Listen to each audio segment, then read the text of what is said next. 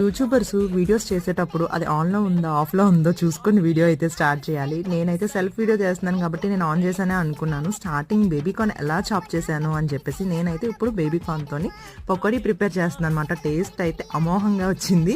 First అయితే baby corn chop చేసుకొని పక్కన పెట్టుకొని అందులోనే అల్లం వెల్లుల్లి పేస్ట్, ఉప్పు, కారం, గరం మసాలా నేను అంటే ధనియాల పౌడరు, జీలకర్ర పౌడరు, మిరియాల పౌడరు ఇలాంటివి మీకు నచ్చిన టేస్ట్ ప్రకారం వేసుకోవాలి. దాని తర్వాత ఒక 3 స్పూన్స్ కార్న్ఫ్లోర్ అయితే వేసుకోవాలి. బాగా మిక్స్ చేసిన తర్వాత వేడిగా మరిగిన నూనెలోని అలాగ అవన్నీ వేసేసిన తర్వాత డీప్ ఫ్రై చేసేసి దాని తర్వాత లాస్ట్లో పెరి పౌడర్ యాడ్ చేసుకోండి. లైట్గా మిరియాల పౌడర్ కూడాను మీ టేస్ట్కి తగ్గట్టుగా మీరు ఏ పౌడర్స్ అయినా వేసుకోవచ్చు. నెక్స్ట్ ఆనియన్ లెమన్తో తింటే ఉంటుంది. టేస్ట్ అయితే చాలా బాగుంది. నాకైతే వేస్తున్నప్పుడే నోరు ఊరిపోయింది అనమాట. కాకపోతే మా హస్బెండ్ ఇంకా ఆఫీస్ నుంచి రాలేదు. ఇద్దరం వస్తే కలిసి తిందాంలే అని చెప్పేసి వెయిట్ చేశాను. తర్వాత వేసిన తర్వాత అందరికీ నచ్చింది. విదురికి, శృతికి అందరికీను. పిల్లలు కూడా చాలా ఇష్టంగా తింటారు. మీరు ట్రై చేసినట్టయితే నా కామెంట్ సెక్షన్లో కామెంట్ చేయండి.